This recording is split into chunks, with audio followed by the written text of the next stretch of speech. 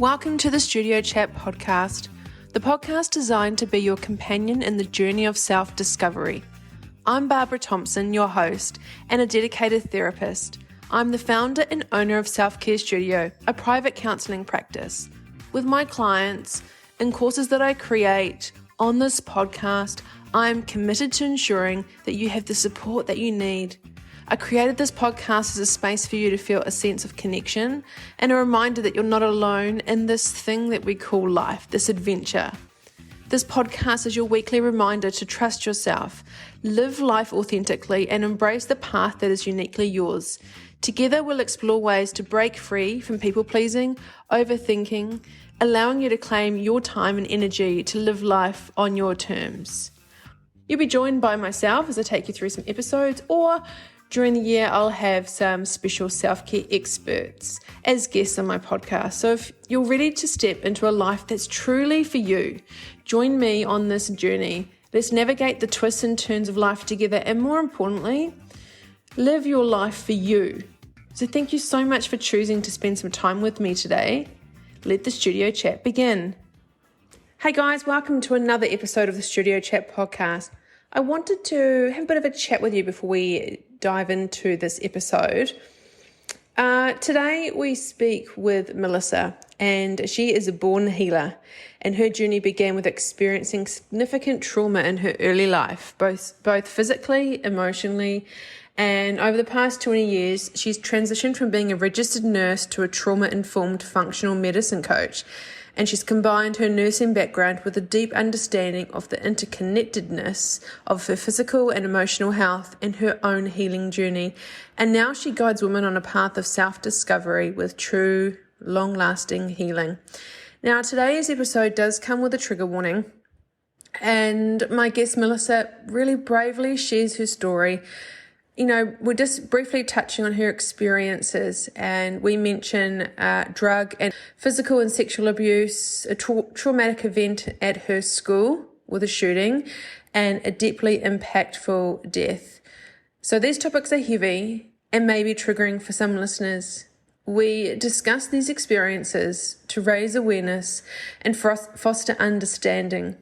And I think it's really important that you know about this before we dive into this episode. And if you or anyone you know does want to speak to anyone, I'm going to give you a number, and it's for anyone that lives in Australia. And that number is Lifeline. It's 13 11 14. It's 24/7. It's free. It's a confidential crisis support line, and you can speak with someone, text them, or there's online chat service as well. Melissa's story is one of resilience and hope, and I'm so honoured that she chose my podcast to come on and share her story. Through her experience of life and her healing, she really creates a safe space for exploration, empathy and growth, helping women to navigate the complexities of life and their trauma. And she specialises in a holistic approach to conquer trauma, regulate the nervous system, balance hormones, and foster the mind, body, spirit healing connection. So without further ado, let's welcome Melissa to the show. Thank you for joining us, Melissa. It was such an honor to chat to you today, and thank you for being so open and vulnerable. So let's dive into this powerful conversation. Hi, everyone. Welcome back to another episode of the Studio Chat podcast. I think today, if you would have clicked on the title, this is something that, sometimes when us humans have been through, we've all got a story, we've all had a childhood, and this particular woman is one of the most courageous, fascinating, brave, walk and lead by example people. I've just been talking to her now and hearing a bit about her story. You guys will want to hear about this. And I believe there's no one better to help people heal if people have been through something themselves. So I want to welcome Melissa Armstrong. She's in Colorado, and she is a trauma-informed functional health coach. She owns her own private practice, and she helps other women to heal their trauma without pills and procedures. So I'd really love to welcome you, Melissa, to my podcast. Thank you, Barbara. I'm so excited to be here and chat with you today. I'm really excited for people to hear your story. So I'm going to hand you the microphone right now, and you want to share with us. It's funny because I'm in a big warm jumper today, and it's morning here, and you're in a singlet, and you're all summery and bright, and it's like 6 o'clock in the evening in Colorado. So I just wanted to paint the picture for people because obviously this is just audio. That here I am in winter, and it's so funny, winter morning, and you're on a summer's night. So. Yeah, I'm going to hand the microphone over to you. Please share with us, Melissa, like your story. sure. I would love to. We were just talking and I was kind of telling you, I'll just kind of start at the beginning. I grew up in a very chaotic, traumatic, abusive household. My parents were both drug addicts. My dad was very physically abusive toward my mom and my older brother. Like it happened on the regular where he would just beat my mom up like in the middle of the living room on a Tuesday, just all the time. And they struggled, did the back and forth together, broken up kind of thing for many years when I was very young, and then finally divorced when I was 6. And my dad left forever and like never came back. My mom got clean and tried, I would say tried, but really couldn't at that time. This is, 35 almost years ago. So had a lot of trauma of her own that she hadn't dealt with from her own childhood and things that had happened with my dad and everything. It was very wounded herself. And as a result was very emotionally unavailable, disconnected from us kids, very verbally abusive. And that kind of continued through my whole childhood. When I was 11, I was molested by my friend's grandfather. And then when I was 15, I was present at a school shooting at my high school where the shooter was actually a friend of mine who was at my house the night before. I had no idea that it was going to happen. I was very shocked, obviously, very traumatized, complex post-traumatic stress. Saw lots of things that I wish I could unsee that day, and really struggled with guilt after that because he was my friend and I felt like I should have known, although I couldn't have known, obviously, because he didn't tell me. And then when I was 18, my brother, who was 5 years older than me, was killed traumatically right in front of me. So I had all of those years had so many mental health issues, from everything that I saw with my parents to my mom's emotional abuse and disconnection to, all of the big traumas that I experienced later. And when I was 18, I was at an all-time low. My emotional, spiritual, mental health was at an all-time low. I tried multiple times to commit suicide. I was in and out of psychiatric inpatient stays. I was very, very unwell mentally and wanted the pain to end. I also kind of simultaneously, I feel like going back and explaining my story, it's kind of interesting because I feel like I was almost kind of living this double life where I felt really like depressed, like absolutely beyond depressed. Like depressed doesn't even seem like it's an adequate word to describe how I felt. But I also felt this kind of like calling after my brother died that I was like, oh my gosh, the nurses, he had a traumatic brain injury. So he was riding a motorcycle and wasn't wearing a helmet and crashed the motorcycle and had a head injury. Happened like right in front of our house. I was there with him. We were hanging out. And he was declared brain dead, but the process for organ donation is not a fast process. So he was in the hospital for like 48 hours on life support while they were doing all the testing and everything for organ donation. And I pretty quickly, like right during that experience and immediately after, was like, I want to help people like that, because the nurses were absolutely angels on earth. They were so kind and so generous with their time and tried to, particularly with me because I was 18 and really, really, really feeling like guilty that I didn't stop him and I was there and it was super traumatic. So they would, ask me to, here, can you hold his hand while we're doing this? Or can you do this? And they just really tried to help me. and my family. So I wanted to do that. So I pursued nursing while also dealing with my own really bad like dysfunction in my body and poor mental health.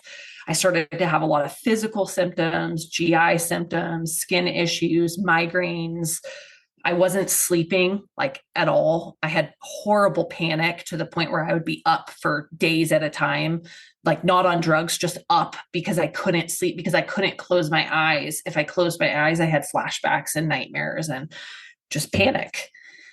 And panic attacks were frequent, regular occurrences. I was pursuing my nursing education. I really don't know how I completed that, to be honest with you. Like thinking back, I don't know how I got through all of that because nursing school is not easy. It's very rigorous. And I was simultaneously trying to get help as a patient in that system, trying, I would go to the doctor and receive, and he, tell the doctor I'm depressed or anxious or I can't sleep or whatever. And yeah, you're depressed. Here's antidepressants, or yeah, you can't sleep. Here's some sleeping pills. Or I had unbelievable fatigue because obviously I wasn't sleeping and I wasn't taking care of myself and all of those things. So I just felt like beyond fatigued. So they gave me Adderall, which is just like mind blowing to me when I think back of it, like this person who's like just in this chronic fight or flight and so unwell emotionally. And they gave me a stimulant, so yeah, that's kind of how it all started. And I dealt with those physical and emotional and mental symptoms really, really bad until I was about 23, 24. And that's kind of when things shifted for me. And I really started pursuing health on a different level. I'm just going to give that a moment because thank you for being so honest and vulnerable, for sharing your story, because this is how we help heal ourselves, but how we help other people to know that there's other people out there that have been what we've been through. And I want to say I'm really sorry that as a kid you had to witness things that a child should never have to witness. And especially with your friend at school and your brother. So, and then look what it shows, what kind of human you are to go through all of that and to actually want to help people. Because when you think about it, it makes no sense. If anyone else had been through something like that, you can go, there's always two ways you can go. You could close yourself off and just be like, I don't want to connect with anyone and I don't want to. So it definitely shows your essence of how empathetic, that kind, caring heart that is there, that shines through. And I think the mind-body connection too, we're going to talk about that a bit later on, but I think that has a big, because what I'm hearing is that you said that you felt like you were in sometimes two different places. And I feel like that was kind of your other side, wanting to connect with your body and wanting to, almost like self-diagnosis as in, okay, how am I going to heal myself? I could feel that flip when you said you're in your early 20s of, okay, now what am I going to do to help myself? So what was your first, can you remember kind of like the first step of, okay, being a nurse, did you come across any natural medicine? Was there a moment that you were like, oh my gosh, I didn't know about this? Yeah, it was actually my now husband, then boyfriend, when I was about 23, 24. I had just become a nurse. I had crazy panic.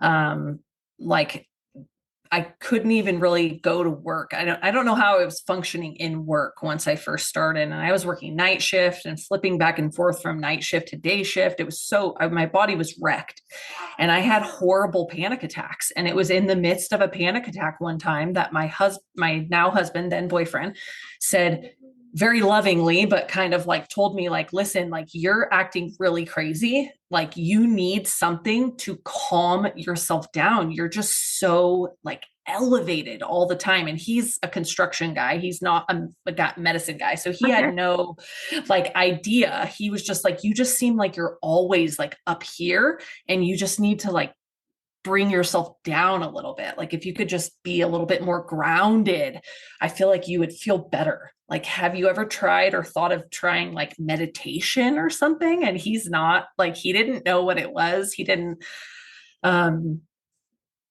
any experience with it personally. He just suggested it. And I said, no, I haven't. And I was very averse to like his input, like thinking like, well, you're not a doctor and you don't know. And like, but obviously like, I know that I knew at the time, no, now, like he loves me, like he obviously wants the best for me. And so why don't I just try? And he sent me like a YouTube video, and it was Deepak Chopra, who is a big like meditation guru. He's an Indian guy who does a lot of stuff on like meditation and spirituality. And he used to run, I don't know if he does anymore, but he used to do these things that he calls a 21-day free meditation challenge, which it's like 21 days, you get a meditation, like 20-minute meditation in your email inbox.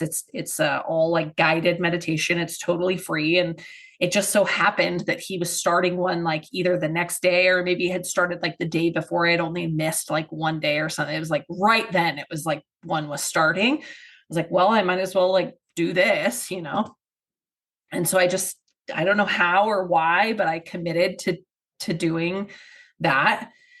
And that was kind of the first step. When I meditated for the first time ever in my life, I felt calm.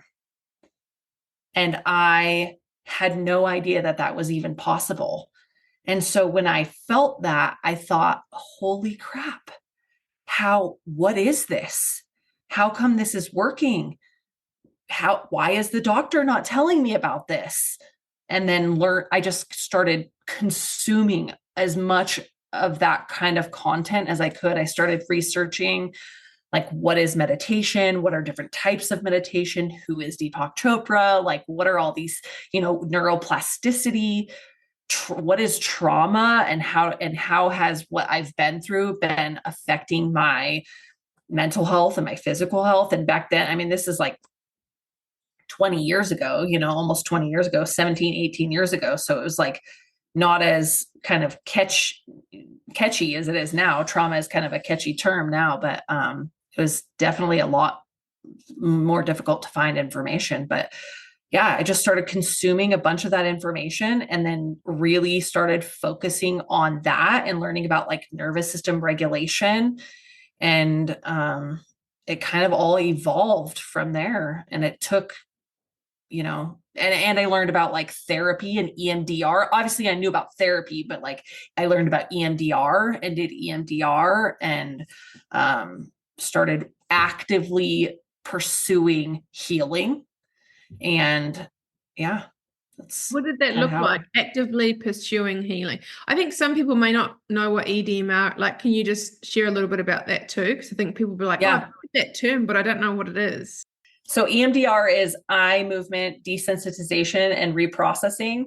And it's really a tool that they use a lot in therapy to, like my therapist there's lots of different ways to do it, but my therapist had like physical little things that I would hold in my hand. And like, while I was talking about certain topics, they would pulsate in a certain pattern. And it's about getting your brain to like reprogram the memory by revisiting some of it. And it brings down the heightened sensitivity of the event and all of those emotions. You're able to process through those emotions. So for me, like actively pursuing healing was like, I started to think about what is triggering me like all the time when I would go to work or I would have an interaction with a friend or something. If I felt myself getting tense, I started to be able to recognize that sensation in my body and then ask myself from a place of curiosity, not judgment, like, why is that there? Why am I feeling tense? Like, and then I started like describing that to myself. Like, okay, I feel tension. Like, where do I feel tension? Okay. I feel tension in my neck.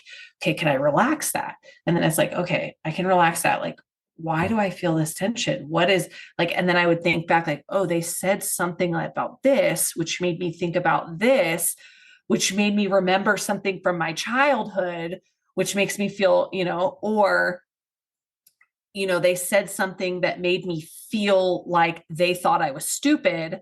So then I'm all of a sudden telling myself like, well, they think you're stupid, and then I'm like all of a sudden in that like negative self-talk where I'm like, yeah, you're definitely stupid. You should totally like jump off a bridge right now, like, or something, just be really, really, really mean to myself.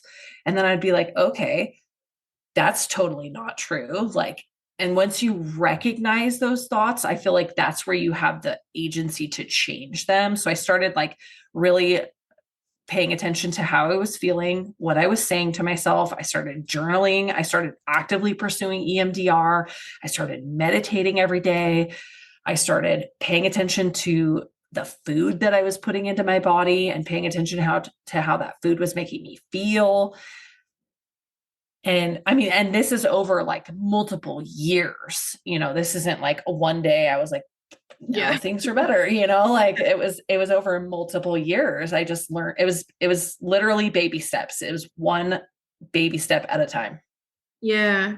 Can I ask though, I think a lot of people, if they haven't found the right therapist for them, or they haven't been, because I think there needs to be a part of us when we want to heal that we need to lean into being uncomfortable and go, oh, this is not going to be nice, but I want to do it. And I think a lot of people can't even get to that stage where they're like, okay, let's go and be consistent with it. Some people will dip their toe in and then go. So when you described just your thought process of, okay, I've got this thought. Oh, I'm going to be curious. I'm not going to judge myself. Where does that thought come from? I honestly think there's so many people out there that are, and it makes sense, and I really get it, are too afraid to even take that step because they're scared that, oh my gosh, if I think like this and I have this bad thought or I have this horrible thought about myself, it's going to open up this thing that I'm never going to be able to go back. Yeah. What can you say to someone, because you've walked through it and done it from your perspective? What made you not I know there would have been fear, I'm sure, but what made you keep going? What made you feel that uncomfortable feeling and be okay with it? Yeah, that is such a good question. I would say like the growth doesn't happen in a place of comfort. Growth only happens from a place of discomfort. And I think that there was something so deep inside of me that was just burning for like a sense of peace. And for me, the pain of staying the same was greater than the pain of addressing those issues head on. And I will say that like you can go into it and if you can go into it with no expectations, or like the only expectation is like this is a lifelong journey. Like I'm here to say I've been on this journey for 21 years and like I'm still on the journey and there's never a time when it's done. So like the only expectation is like this shit doesn't stop. Like, oh, sorry. No, you can say that because it's true. Okay. I'm the same too. Yeah, I'm Yeah. still on that healing journey, and people go, when does it end? And it's kind of like you just do it Never. forever. There's always another layer. There's always another layer. Yeah. And it's But like fun. the pain, yeah. And the pain of staying the same though, it just like has to be greater than the pain of the change because it's not easy and it is super uncomfortable and painful to relive those things. It 100% is, but like when you do, like life can be so beautiful. And when you get over those, like when you get through those things, you process those emotions and you learn to be really self-aware, like painfully self-aware. Things can be so beautiful. And then that you open up there, it just gives you so much freedom and you're not tied to those things. Life is so much more beautiful. Do you think in having this knowledge now about yourself that you really understand how you think, how you operate? Do you think that's the beauty in life, that you understand yourself?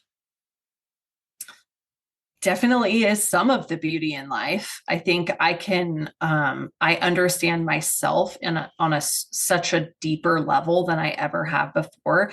And then I also understand other people a lot better too. And I feel like I have so much empathy. Like I'm an empath. Like I was born to be a healer, and I just like feel people's emotions so intensely, but like I can recognize trauma in people before they even know it's there themselves. And I am able to give people a lot of grace and empathy. I feel like sometimes that they can't give themselves. And I feel like I can often be like a glimmer of hope for people, and like even people I don't know, like I had this really bizarre situation happen a few months back where like this woman backed into me in a parking lot and like kind of messed up my bumper. It was like nothing crazy, but it was clearly her fault. And I like got out of the car, and she just like starts like waving her hands and like freaking out. I was like, it's been such a terrible day and blah, blah, blah. And like, and I was like, oh my gosh, like this, I instantly was like, this woman has something crazy going on inside of her right now. And she just literally, like, this is just the straw that broke the camel's back. And I literally just put my hand on her shoulder, and I was like, listen, I forgive you. It's okay. It was an accident, and we all make mistakes. Accidents happen, and I forgive you. Can I pray for you? And she just started bawling. And I don't know that woman. I've never met her before. I've never spoken to her since, but I feel like that was just like kind of like a handout when she like was drowning, Mm. and I feel like if we could like it just spreads kindness and love. And um yeah. You didn't meet her on her level. You just, yeah, you could recognize for what she was going through. Because a lot of us, when someone reacts to us, we take it, but people are only projecting their stuff onto us. So a lot of the time, that person looked funny at me, and you think, oh my God, do I have something on my face? Like, what's that? So we instantly look at someone and think, why have they got a problem with us? That person could be doing a mental tally of all the things they've got to do today, and then they think, oh God, I got to go to my grandma's house, and I don't like grandma, but they're looking in your direction, giving you the shit face, but you're instantly Yeah. going, why has that person got a problem with me? And it really has nothing to do. It has not, most of the time, it really has nothing to do with us. Yeah. That was a good example that you gave us, because that's, yeah, very true. But yeah, I think a lot of people can relate when people hear the work, or people know, okay, I've been through this, I want to heal, and they dip their toe in whatever modality it is. Maybe, looking at using essential oils, or eating, okay, I'm going to eat better food, or I'm going to move my body. And now it's great that the awareness is out there, but I feel like it's almost flipped to the other side, where if you have a perfect morning routine, you have your green juice, and you do yoga or Pilates, and you fast, and you do all this stuff, everyone's doing all these things that they should be doing, but they're not listening to their bodies, because we're Right. all individuals. So I feel Yeah. like it's great that mental health, like you said, meditation, now people are more aware of it. But now I feel like there's all this knowledge out there, and then people go, oh my gosh, I have to do all the things. And at the Yeah. same time, not all the things are good for all of us in this Right. moment in time, maybe in 10 years time, but right now. So people are trying to overload themselves with all this, oh, if I have no chemicals in my diet, and I'm so like tox free, and I'm all this, but they're so highly stressed. Yeah. Yeah. Like, I love how you said, you're real. You said it's baby steps. It is, there's nothing sexy about this. It takes time, and it's Yep. it's the end game. It's a long, long journey. It's not to scare anyone, but that's the truth. Yeah. And to anybody who's like overwhelmed, because I totally agree with you. I think it's like completely flipped to the other side. And now we're like information overload, and you're like, oh, well, I should be doing this. And on TikTok, it says I should do this. And that, like, Yeah. I think like choose one thing, just one, and stick with that for 30 days. Yeah. And if it doesn't help you, forget it and try something different. But like, don't try to do everything, and just try to be like a little bit better than you were yesterday. People that's what I do with my clients. Like, what did you do yesterday that you regret? And then don't do that today. So if yesterday like you keep telling yourself you want to eat healthy, or you want to exercise, or you want to meditate, or whatever it is, or you don't want to snap at your kids or something, like today, don't snap at your kids. Make sure, like, write it down, put something on paper, and just focus on that. Mm. And then try that for 30 days and get really freaking good at that. Yes. Before you bring something else. Yeah. Too many things. And because you're a trauma-informed functional health coach, what does it look like when someone comes to you in your private practice? Like, obviously it means that they've been through something, or they've experienced something, and they're like, okay, I want to heal myself. I might have gut issues, like you said, skin issues. I might have anxiety, panic attacks, feel depressed, all of the above, or I just don't know who I am anymore. Or like, what would it look like when people come to you? All of those things. I hear like all of those things. And I feel like I hear a lot from women who have little kids, or not even little kids, but have children. So I work with a lot of mothers who have various physical symptoms because of the mind-body connection, and unhealed trauma stays stored in our body and can really disrupt the balance in multiple different systems. And then you wind up with physical symptoms when your allostatic load gets too high and your body can't compensate anymore. Sometimes they have emotional or wound or emotional manifestations, or like mood disorders. Sometimes they come to me with this, like, I just literally don't know who I am anymore. All I do is laundry and wipe butts. Like, that's all I do.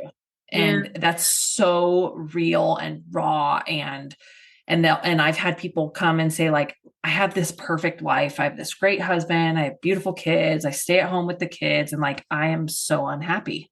Yeah. And I have no idea why. And that's where we start. We start with really just like start talking about like their desires. And like I'm trauma informed because I use somatic release, and I use a lot of breath work, meditation, tapping, journaling, like things to get the emotion out, and different in some ways than like counseling, because we don't necessarily even need to know or talk about the trauma. We just need to process that energy out of the body and then figure out like how to move forward. So like really focusing on like, what do you want? What do you want with your life? Like, what is your ideal life? Like, if you and then let's create that. Let's work to get you, let's make a roadmap and get you there. And some of it. Yeah, I love that. So the somatic release means obviously it's on an energetic level that people need to release their energy through tapping, through movement. I think, so obviously I'm a therapist, but I don't work like other therapists. I'm a bit different. I do some of those things that you've said. And also in therapy, I really work with the person that's in front of me, because I do have some clients that they actually just need to talk. And they actually, if I said to them, let's do tapping, whatever, they'd be like, actually, they're really in it and they're really happy to talk, and they, really, they love it. It's like a certain type of personality. And then I've got other people that we just don't talk about it, but we talk about other things that they want that guides me through that to where they want to go. So yeah, I really hear what you're saying. And I think it's important. Some people will, she just said therapy's not good, so I won't do it. And it's like, no, that's not at all what I'm saying. No, and I know that you're not. Yeah. But when people are looking for the shortcut, and when there's people out there that really need help, I wanted to hear them that it may just not be for you, but also acknowledge that if people have that roadblock that I'm not going to therapy, I don't want to talk to anyone, hearing you, they're like, oh, cool, I don't have to. Like, and that's the beauty. When you find your person, people are drawn to us for a reason. There's a reason why you and I are talking on this podcast today. Like, you meet people, I really believe, for a reason. And I think that it's important to talk about all sides, because I'm very aware that what I do is not for everyone, but then there's some people that do need to look at the holistic side, and there's some people that are just so closed off that even if they just hear something you have said or I have said, it may spark interest. It may be like, oh, maybe I give this meditation thing a go. Or maybe I, oh, okay, now someone's normalizing that doesn't take 2 seconds. Well, here's a couple of ladies that are talking about like trauma stuff that you think, wow, that's happened to some people. Like, a lot of people can just hear that on the news or someone writes a book, but listening to this podcast, they're actually meeting you, Melissa, and they're hearing your story. And they can see how you've worked through this and now you're teaching others to heal. I want to just ask you about these physical symptoms, because a lot of people carry these and don't realize that they've got them because they've had them their whole life. Or some people don't realize, oh, that's not normal. So I'll give you an example that I notice. Well, 2 examples, and you can, one's to do with pooping and one's to do with their cycle. So the first thing is there's a lot of people that I deal with that talk about stomach and the brain and emotions. It's very connected. And when they talk about how their tummy's feeling, but like, when was the last time you had a really good poo? And I have to explain the different types of poo, and they're like, either I don't poo for days, or I have diarrhea all the time. Like, it's really like, or I have to think about it. Oh, I don't know. Oh, I think I went to the toilet. Oh, I don't know. So they're so distant. There's no judgment here, but there's so much distance, because we poo and pee like it's just a normal thing. We brush our teeth, we go to the toilet, we don't really pay attention. So that's one example of like physical symptoms. And then the other one I feel like is the whole, and this is quite recent for me too, is understanding the different cycles within the cycle. And I use that now when I'm working, particularly with women in a session. Most of the time I can pick it up in their language and their body language, but I'll be like, are you like 2 or 3 days off your period? And they're like, how do you know? Or I'll be like, have you just had it? And they're like, yeah, or I'm waiting, or I feel, and they're like beaming. And I'm like, oh, you're about on day 13 or day 14. They're like, how do you know? You're freaking me out, Barbs. And it's like, no, because I understand the cycle, but I'm educating and letting people know, can you track it? Can you always write down when you get it? Can you start writing down your symptoms? Because a lot of the time, the mental symptoms we have is really in conjunction with our 28-day cycle. So I'm just going to share a bit about me, because I want to normalize this. Is I'm due any day, and the last couple of days, because every month goes around, you think, oh, I'm okay, but lately I've just been so tired. The last couple of days, I'm like, wow, I'm feeling flat. I'm tired. I don't get pain anymore. I don't get anything like that. But I've just noticed my energy levels. I'm like, this is so normal. This is so normal to feel so depleted, and that's a normal thing. But my brain is trying to go, but you're a business owner. Come on, Barbs, you got these deadlines. And every month I have to have a bit of a conversation with myself. Okay, but Barbara, you sit over here, shut up. and in a couple of days' time, you'll be fine. And you've got 2 weeks of productivity coming up. So you can smash yourself then. But you can't do it now. But even I have the awareness, and I just want to say to people, I still find myself going, stop being lazy, just ignore it, just push through. Even today, I was like, come on, mate, better than anyone that I'm so exhausted today. It's okay. I'm going to own it. I'll still be fully present with my clients today, but I'll just give myself a bit of a, it's okay. It's okay that you feel tired. Just take care of yourself. Give yourself some extra love. And I love that. Yeah. But so that was kind of the physical symptom, the pooping and the cycle side. So what do you see? So much of the same thing. And I love that you said all of that, because I think it's just like normalizing that conversation and bringing that to people's attention, like particularly with women with their cycle, like recognizing that and being able to tie their emotional and mental symptoms to their physical cycle is hugely empowering to people. But then also with the bowel movement thing, like, and recognizing like it's not normal if you're having those two, like what you just described, like going all the time diarrhea, or like not going for several days. Like that's so much of that I see with like, I mean, dare I say all, like probably not all, but like so many of my trauma clients have symptoms regarding like some GI symptoms.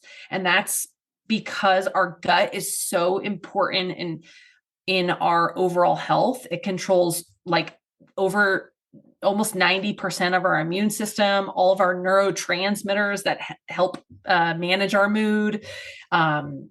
So integral. It digests all of our food. It's responsible for all of the nutrition that you're getting. Like, it's so important. And when you have that trauma, you have it stored in your body. So many people store it in our abdomen. It's going to cause massive inflammation in your body. It causes inflammation in your gut. And then you have all kinds of symptoms. And everybody's different, right? Some people have constipation, diarrhea, like it just really depends. And like dealing with that trauma and simultaneously addressing the physical symptoms that the trauma has caused, like the imbalances within the gut, the imbalances within the like hormone. The hormones are different, because a little bit different than gut, because hormone dysregulation and like imbalances is never the primary cause. That's like a secondary cause. It's usually the gut. It usually starts with the gut, even if you don't have gut symptoms.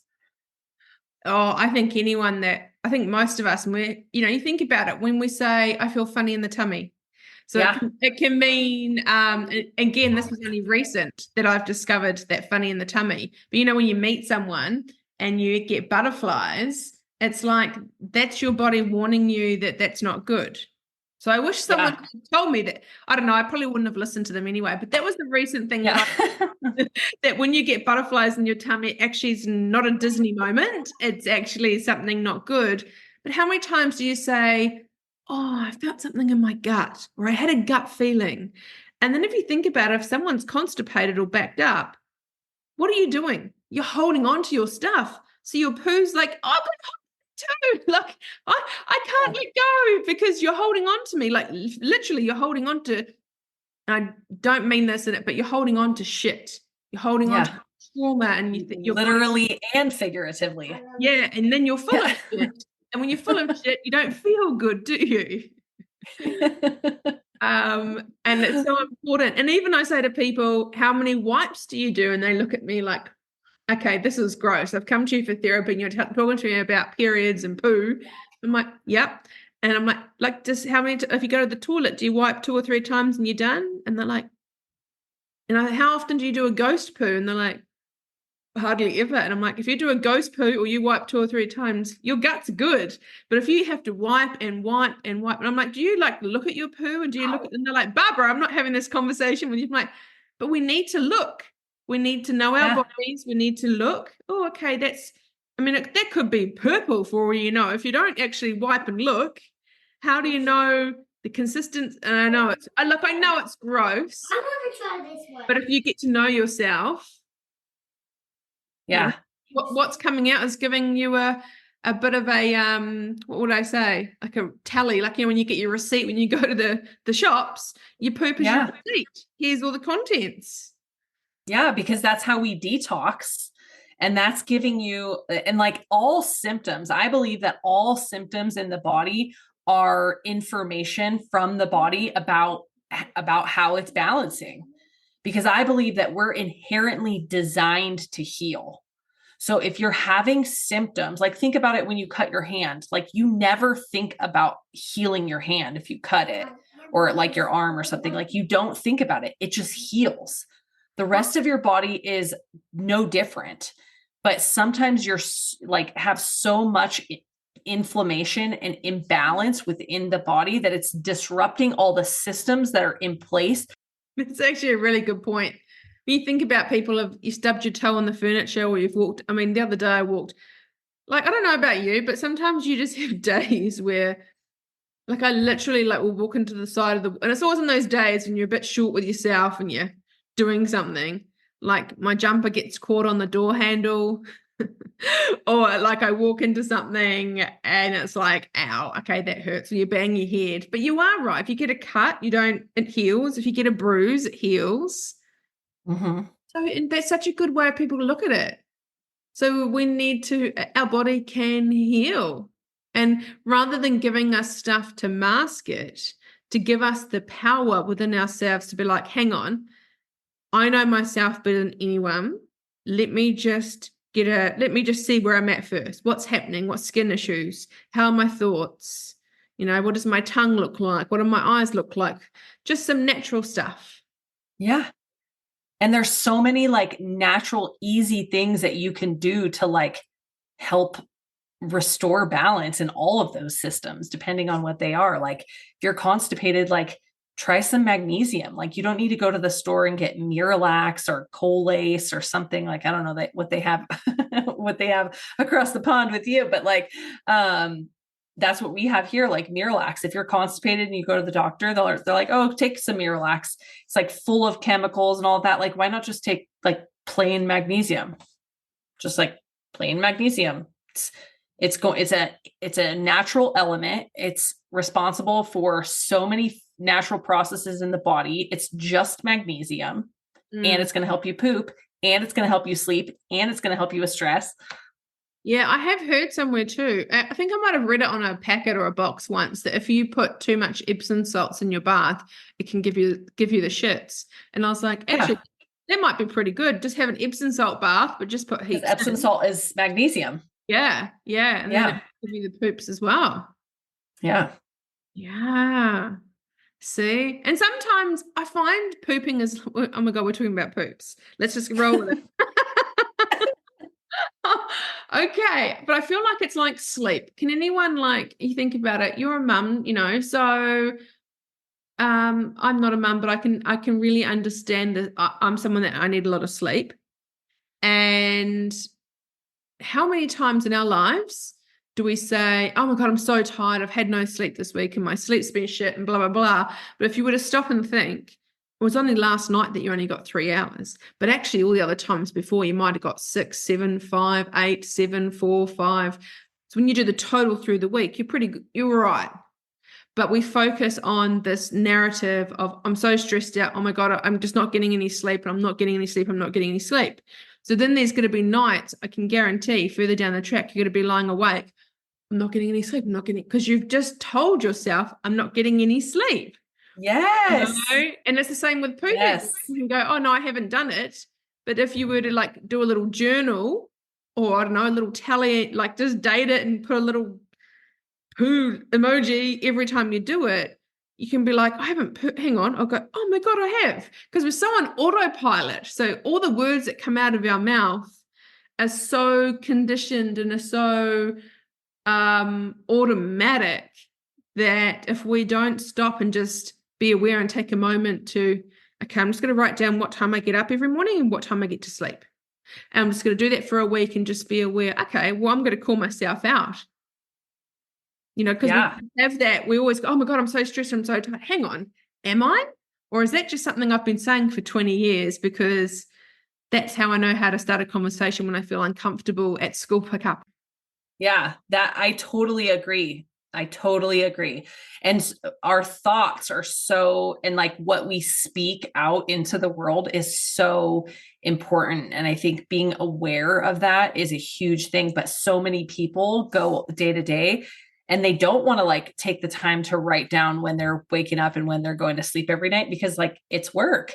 And like, I think some people just don't really want to know the answer. And it's easier to stay stuck and stay unwell and stay in that dysfunction because it doesn't take any effort. You've already been there. Like, it's predictable, And it's safe. Remember, when we have to learn safe, we get uncomfortable, people go, safe. Oh, it doesn't make sense. I'm drinking 2 bottles of wine every night. I know it's not good. I want to change. It's like, no, you're actually comfortable there, and that makes sense. It actually makes sense that you're sabotaging, because it's all deeper layers. The reason why you think you do something, I can guarantee, is not the reason why you do it. And I don't know if that is what's the word? Cryptic Yeah. enough for someone to get, but I can honestly say that through my own experience and through everyone that I see. I'm interested to see what you think of this, Melissa, too. If you think about what you're doing and why you're doing it, the habits that we've all got them. None of us are perfect. But if you've got a habit that you do and you think, oh, I think I know why I do it, it's deeper. Because once we get to the deeper level and we know why, it's like, oh, wow. Okay. And it takes time to get down to that level to understand. And And you have to keep asking yourself why. Yeah. Why? Yeah. I'm doing that. Why? And if you think, aha, then it's probably too soon. You got to ask yourself why like 3 to 5 more times to actually get to that level. Yeah, that's right. And I feel like I'm repetitive so much when I say this, but even now I'm learning stuff about me and my childhood, and there's things that I can't remember for obviously probably a pretty good reason. But within that, a lot of how we operate, what we think and what we do is from that first 7 years of our life. And that's still like, I'm couple of years older than you, but I feel like you are, continue to keep doing this because it makes me a better person, like better for me, but also better to serve and help my clients through stuff as well. And I'm always learning. Like you said, there's always stuff to learn, but that's interesting. The amount of stuff I think, oh, wow, I can't believe that that's connected to that time when I was 3 or that time when this happened. It's just so, I don't want to scare anyone out there, but and it makes sense because our brain is so open and it's like a sponge and it's wanting to learn. And we're all doing the best that we can, but that's what is my take home piece every day. I'm like, wow. But the part about that's so beautiful is that when you recognize that, you can actually go back and give your 3-year-old self what you needed, like to help change. You have agency over that. Yeah. You can, if it was love or safety or affirmation or whatever it was that you didn't get, or you can challenge those, like limiting beliefs, or, if you were instilled with like you weren't good enough or you're not worthy or you're unlovable or whatever it was, you can go back and give yourself those things, your younger self, those things so that you can change them. Yeah, that's it's so nice. Is there anything else before we wrap up? And is there anything else that you feel like you want to share today with anyone listening to this about trauma recovery, mind-body connection, somatic release? Is there anything else you want to share? I always, my last little thing that I always say to people is just, I know my story is really like intense and traumatic, but I really want people to take away what it really is. And that's a story of hope. I want people to feel empowered and hopeful that healing is always possible. You can, no matter what the diagnosis, no matter what the doctor says, no matter what you've been through, I don't care any of that information. Healing is always possible. Mm-hmm. And what a best way to learn from someone like yourself that has walked the walk and what's the saying? Walk the walk, talk the talk. Help me out there. I think that's what I was saying. So I know you're in Colorado, I'm in Australia, but the fact that we can just jump on like this means that we can all work together, which I think is such a cool thing these days, and it opens us up to so many more people because we can connect with people. Yeah, it's such a neat thing to do. So if someone's listening to this and they really connect with you, they want to find out a bit more about you, about trauma recovery, the mind-body connection, where can they find you? My website is holistichealthbymelissa.com. And then I'm on all social media platforms at Holistic Health by Melissa. I'm most on Instagram and Facebook, but you can find me anywhere. You can send me a message or fill out my little form on my website. Perfect. I'll put all those in the show notes too. Thank you on a summer's evening for having a chat with me, Melissa. It's been such an honor and a pleasure to speak with you today. Yeah, it was really, really amazing. I loved it. Thank you for having me.